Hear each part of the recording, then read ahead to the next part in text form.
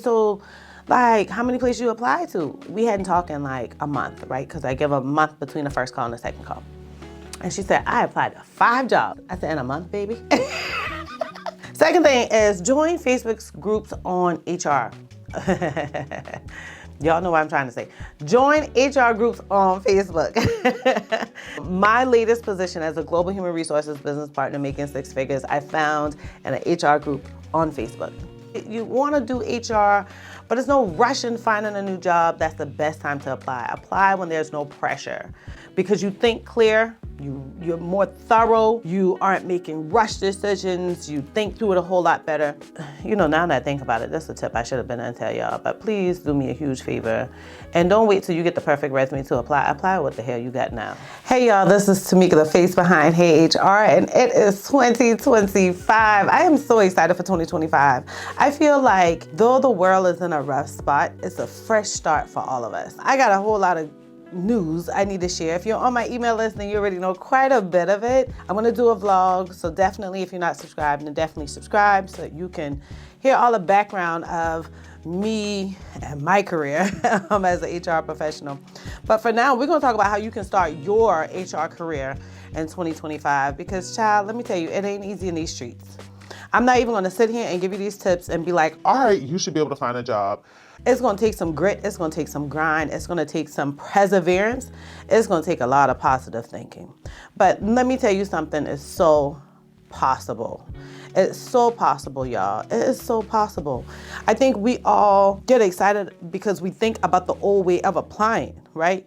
We think there's a job posting, I put my application in, I get an interview, I hear from somebody personally, bam, I either get the job or I don't, and they tell me why I do or I don't. It just don't happen that way no more, y'all. I am sorry, it's not an opportunity to be like, oh, well, the job market sucks, or recruiters aren't doing their job, or that company sucks, or why can't they just do the same way you applying, thousands others are applying. One thing I'll tell you about HR jobs is from the time I started my career, I'll say this, I've always looked at it as like an admin assistant position. Every time I post an admin assistant position in the 13 years of working in human resources, I can get like 1,000 applications in a day. Like for real, especially since now it's on at like electronic with applicant tracking systems. Back in the day when it was paper applications, I tell y'all no lie, I worked in a very small town.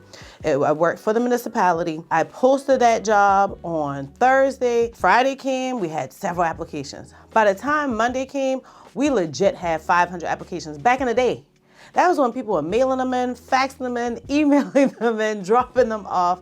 And that was a hard way of doing it. So imagine now that people can just do it one click, or people can just do it in the middle of the night when they get up because the kids, you know, they feed the baby. Or maybe they had to do a bathroom break in the middle of the night, they can't go back to sleep.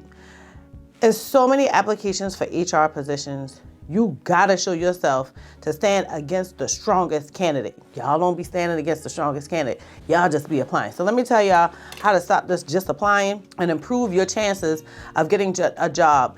What statistics has said for years is that when you start applying, you should start getting some type of traction in 30 days. If that's a rejection, many people look at that as a bad thing. I look at it as a positive thing. Somebody at least looked at my resume, or they at least gave me an update, because too many people don't be giving updates. Or it could be a phone interview. It could be a quick email asking you clarity questions. It could be an actual interview. You should get something within 30 days. By 90 days, you should have a job offer. Let me be clear. If you get to that 30 days and you ain't getting nothing, you gotta pivot. But we're gonna talk about that a little bit. These are things I talk about my mentees, but it's 2025, the job market is hard, and I wanna help everyone. It's a lot different with my mentees because I'm looking at their resume, I'm talking to them, I'm listening to what life has for them, like what kind of life they live and how feasible is this plan that we're gonna create. But with you guys, I'm gonna give you some general information that should be able to help everybody. So just keep watching.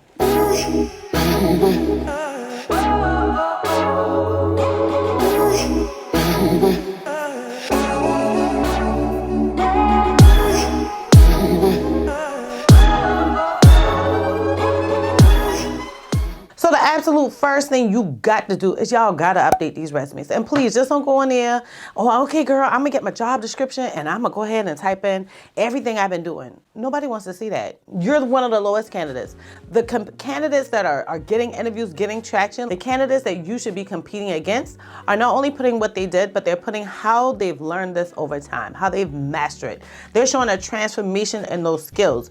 They're showing the new things that they were given to do that they didn't want to do, but somebody called out from work or somebody said, hey, we need your help. They add those things on the resume too. That's not going to be on your job description because we don't know those unexpected things when we post a job. So you got to sit down and not only think through this, but this is your time right now. If you haven't been doing it already, if you've been around the HR community for a while and you're an OG, then you already know what I'm about to say.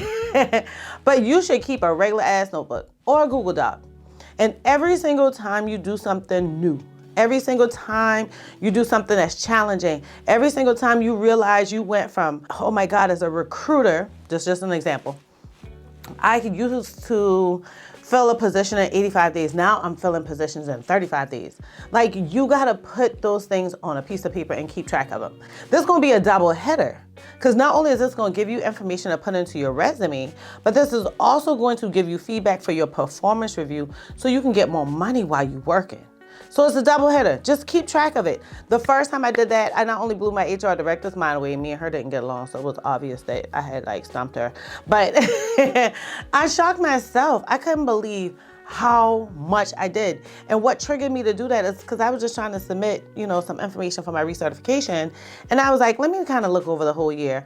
And I blew my mind. You'll blow your mind away too. And at the end of the day, you know what you're gonna do? You're gonna motivate yourself. That confidence is gonna grow. That confidence, that knowing how to speak to what you've done is gonna prepare you for that interview. And being confident in that interview is what's gonna get you a job. But I'm stepping ahead of myself. Let me go back. So we're gonna update this resume. We're gonna make sure that this resume sounds like HR.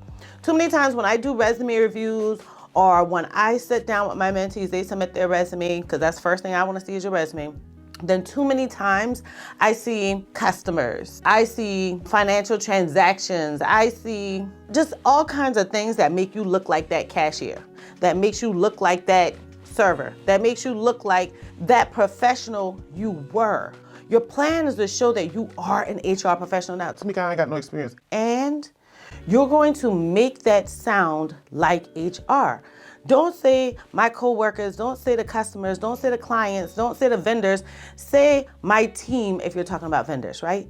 But when you're talking about your coworkers, you're gonna say the employees. That's the things that we talk about in HR all the time. We talk about the employees, we talk about executive leaders, we talk about managers, we talk about people managers, we talk about leaders. That's how you wanna talk to it, cool? You don't want to say, my shift leader. We don't have shift leaders in HR. Just say your direct report or your manager or your point of contact. Like, you want to make your resume sound like HR.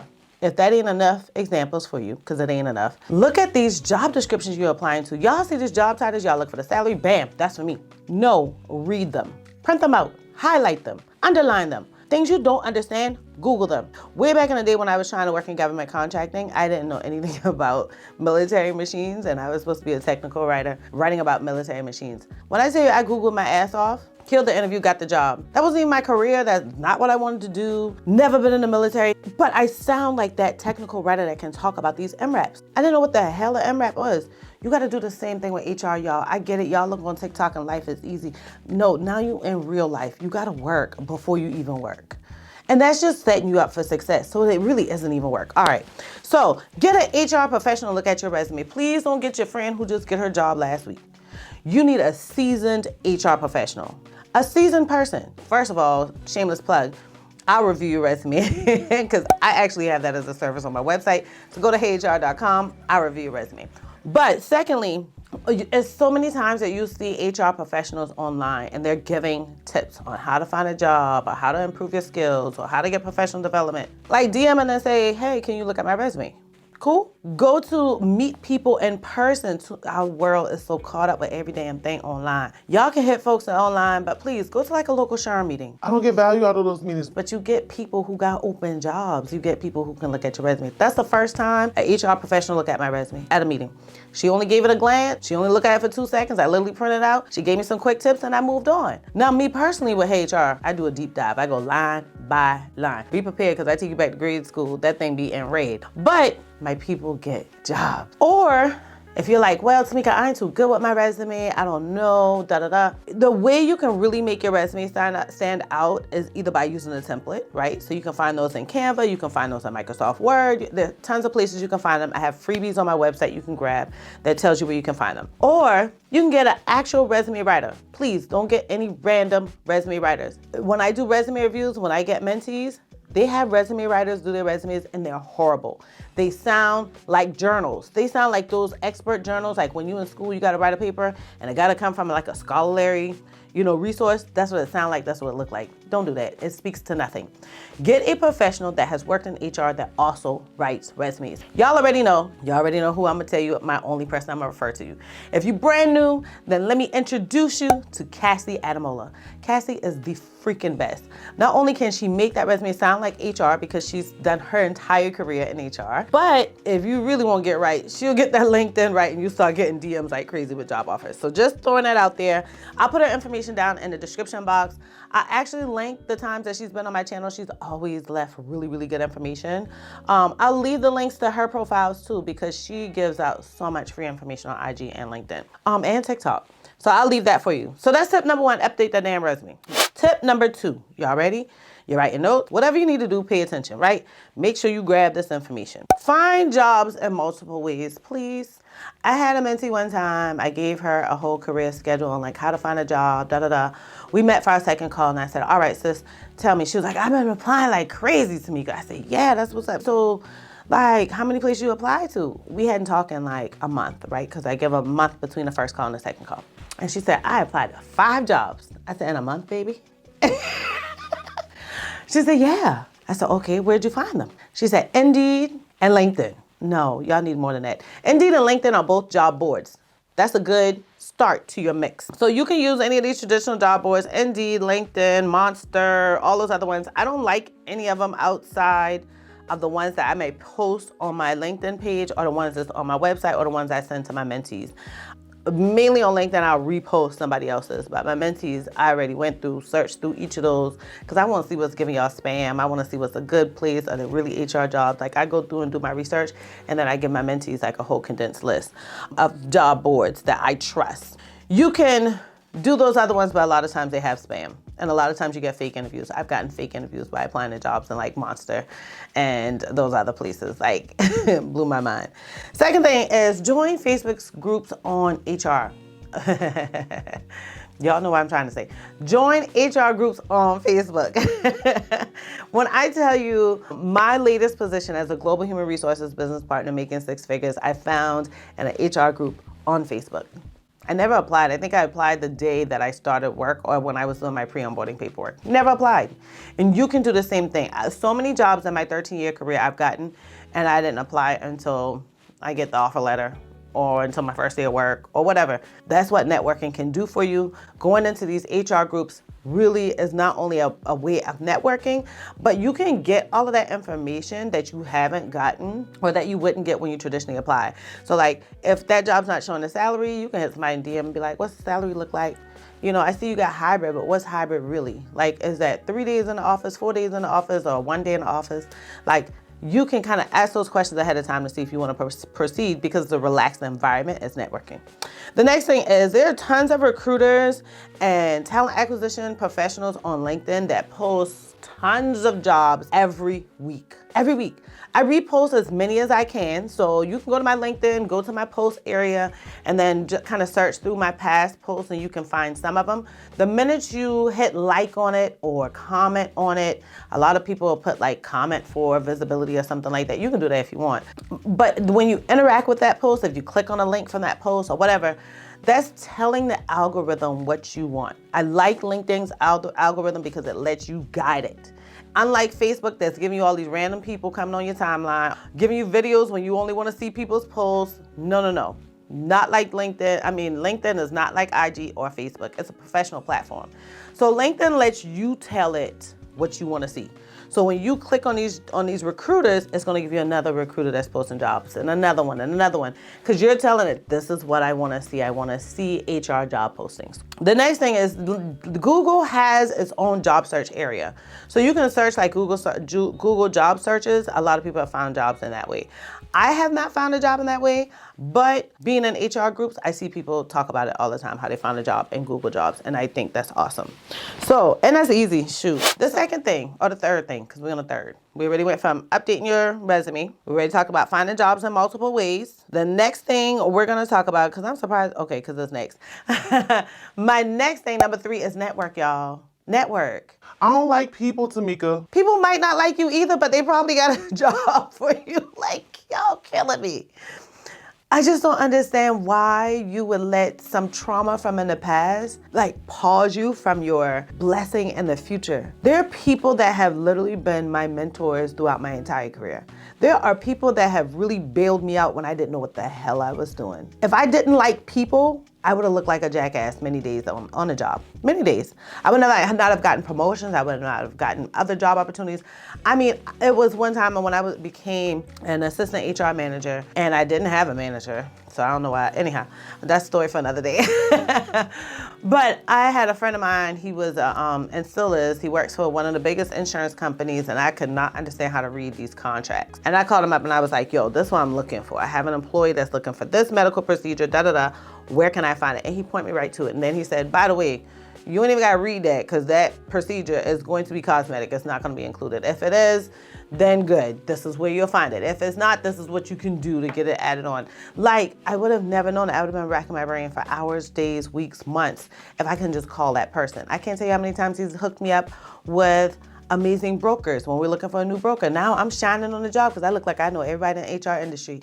These brokers have hooked me up with job interviews and jobs because we work together, we chat. I say, hey, this ain't working out for me. They're like, yeah, I can see. They help you find another job. Y'all, that's networking. That's networking. I had this girl that reached out to me and she was saying that she was dating this guy. He asked her to come work for her. And she said that that was an abuse of power. And I was like, no, sis, that's networking. I didn't tell her that because it was far more to the story. But that's networking. I don't want to work for somebody I'm dating because that's nepotism. But if you're going to hook me up with a job there at the job, that's a little bit different. Personally, I don't mix business and pleasure. So I don't ever work with somebody that I got a little situation with or that I'm dating. That's just my personal thing. But that still would be networking. Plenty of people work with their spouses. So reach out to your old coworkers, reach out to your current coworkers, the ones you trust, the ones you like. I would say reach out to people in leadership positions. A lot of times they know people and just kind of say, hey, you know about any jobs I can get? That's the reason why I'm looking, but I would only go to the people I trust. Old coworkers, I go ahead and tell them what's going on. Current coworkers, I'd be a little picky about that. Be a little picky about what I'm sharing. Attend HR events. I can't tell y'all how many times I've found jobs by going to just my local HR meeting. It costs like $50 a year to be a member. The meetings are once a month. You get certification credits, and I just mingle. And we used to do little mingling games, and I literally have found jobs that way. Matter of fact, not only have I found jobs that way for me, I found jobs for other people. I bring other people to the meetings, introduce them with people, or have them stand up and say they're looking for a job. They have their resume on hand, and people have gotten jobs that way too and started their HR career.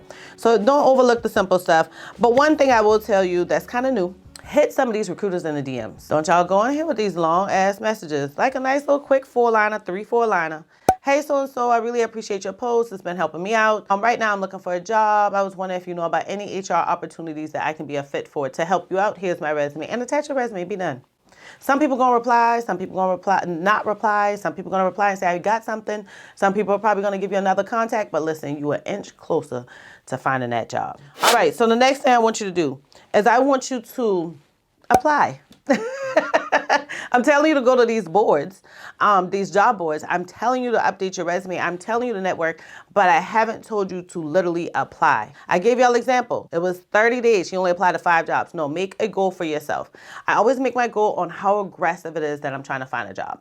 And personally, one big tip that I always say to my mentees, I never look for a job when I'm under pressure, unless I have to. The times that, that I got let go, laid off, whatever, yeah, I'm under pressure. But I would highly suggest for those of you who kind of strolling, you kind of like your job, you want to do HR, but there's no rush in finding a new job, that's the best time to apply. Apply when there's no pressure because you think clear, you're more thorough, you aren't making rush decisions, you think through it a whole lot better. So do yourself a favor and apply when you don't even need to apply. That's the best time to apply.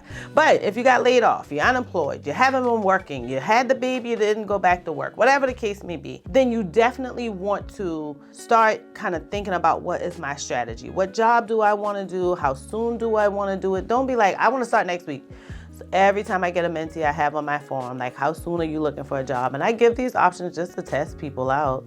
And it amazes me how many people say ASAP or next week. Traditionally, that's not going to happen that quick. Not in the beginning of your career. That can happen when you work yourself up into a good, lengthy HR career. You got great experience. You got that confidence. Y'all talking about HR like it's a second language. Like, that, you can do that in a week.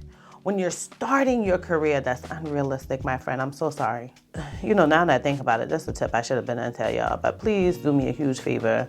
And don't wait till you get the perfect resume to apply. Apply what the hell you got now. Apply with what you got now. You got some people that got a soft heart and they're gonna be like, you know what, this one trying, I can teach them, I can mold them. Just as you update your resume, start applying with a new resume. Cool? All right, cool, my bad. You wanna apply for jobs. You wanna set goals on how soon do I wanna find a job? Does this mean, do I have the time and the capability to apply for, 5 jobs a week or 10 jobs a week? Or can I do 15 jobs a week?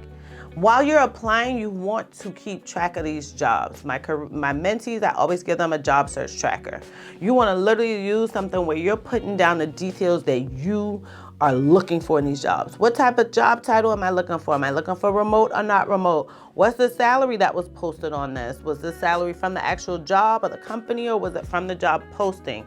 A lot of y'all don't know the difference between that, but my mentees, they be knowing. I'm sorry, I'm gonna stop talking about my damn mentees, but I'm so proud of them. Kind of think through, where did you find this job? Which job board was it? Because what you'll do is, in that 30 days, you look back at that job search tracker, something ain't working out right, you like, you know what?